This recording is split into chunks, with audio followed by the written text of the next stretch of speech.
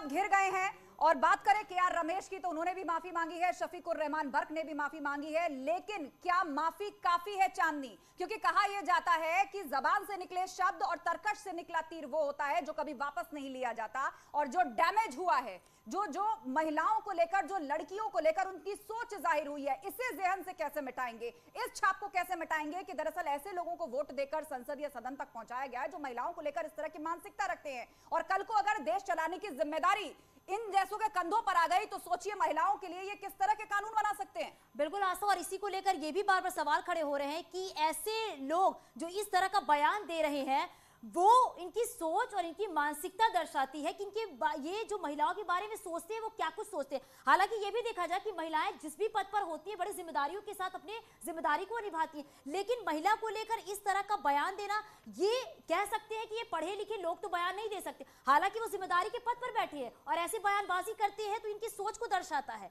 आस्था, बिल्कुल। और देखिए किस किस तरह के बयान और कब कब दिए गए हैं ये भी जानना जरूरी है। इस तरह के शर्मनाक बयान पहली बार नहीं, इससे पहले भी सामने आए हैं। केआर रमेश कुमार की बात करें तो 2019 में उन्होंने कहा था मैं रेप पीड़ित की तरह महसूस करता हूं।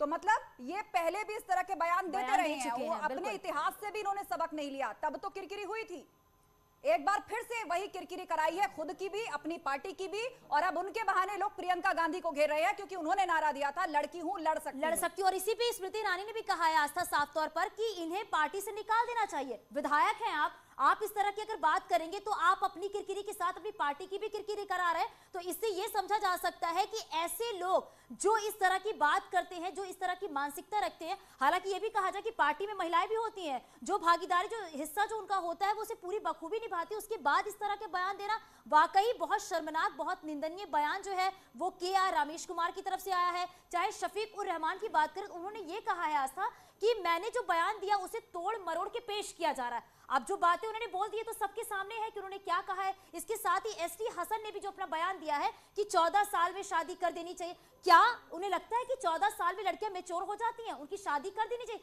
क्या लड़कियों की कोई जिंदगी नहीं होती क्या? बिल्कुल, घूम फिरकर इर्द गिर्द ऐसे लोगों की सुई जो है ना वो फर्टिलिटी पर आकर टिकती है। और इसका मकसद ये है कि ज्यादा से ज्यादा बच्चे कैसे पैदा किए जाएं और उस मानसिकता को कैसे आगे बढ़ाया जाए। जनसंख्या बढ़ेगी, हमारा रिप्रेजेंटेशन बढ़ेगा, अधिकारों की मांग होगी, हमारा ही मुख्यमंत्री होगा, हमारा ही प्रधानमंत्री होगा और हमारे हिसाब से देश चलेगा। ये वो मानसिकता है। और इस तरह के बयान क्यों ना जोड़कर देखा जाए कि चुनावी मौसम में किसी वोट बैंक को खुश करने के लिए दिए जा सकते हैं। क्योंकि जब भी इस तरह के बयानों को जस्टिफाई करने की बात आती है तो ये लोग शरीयत का हवाला देते हैं और शरीयत से सीधा सीधा मतलब मुस्लिम वोट बैंक का है। बिल्कुल आशा, और ये तो बात हुई माननीयों की विवादित और बेशर्म बोल पर। उन्हीं के साथ ही माननीय ने कड़ी कार्रवाई की मांग की है।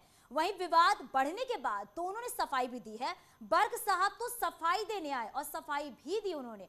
इस सफाई में भी उन्होंने एक नया विवाद ही पैदा कर दिया आस्था। उन्होंने पहले अपने बयान को सही साबित करने के चक्कर में यहां तक कह दिया कि लड़कियों की शादी तो 14 साल की उम्र में ही कर देना चाहिए। ये नहीं, मैंने उसका आवारा करने के लिए उनका नहीं कहा था कि लड़कियों के लिए, हाँ। बल्कि उसमें ये कहा था कि इससे बहरहाल ज़्यादा दिनों अगर हम शादी के लिए छोड़ देंगे तो हालात में, बहरहाल आवारा का लफ्ज़ तो नहीं कहूँगा मैं, बहरहाल हालात अच्छे नहीं होंगे। मतलब आपके बयान का गलत मतलब निकाला गया? हाँ, तो गलत मतलब निकाला गया। तो बिल्कुल, अब चाहे जितनी मर्जी सफाई दे लीजिए, लेकिन एक बार जो शब्द आपने कह दिए, जो मानसिकता आपने जाहिर कर दी, मैसेज तो चला ही गया। बिल्कुल आस्था, और इससे ये भी है कि शफीक उर रहमान उन्होंने तो ये साफ तौर पे कहा कि मैंने ऐसा नहीं कहा। इसका मतलब ये नहीं है कि उम्र ज्यादा करते हैं तो ये समझा जा सकता है कि अगर 18 से 21 साल की उम्र रखी गई है तो कुछ सोच समझ के ही रखी गई होगी, क्योंकि 18 साल की जो उम्र होती है वो टीनेजर्स की उम्र होती है। लड़की इतनी मेच्योर नहीं होती है कि वो शादी उनकी कर दी जा सके। और उसमें सबसे बड़ा सवाल चांदनी ये भी है कि 21 साल तक लड़का नहीं बिगड़ेगा लेकिन लड़की आवारा हो जाएगी। देखिए किस तरह की ये जाहिलाना सोच है। बहरहाल इस बुलेटिन में इतना ही। खबरों का सिलसिला जारी है, आप जुड़े रहिए हमारे साथ।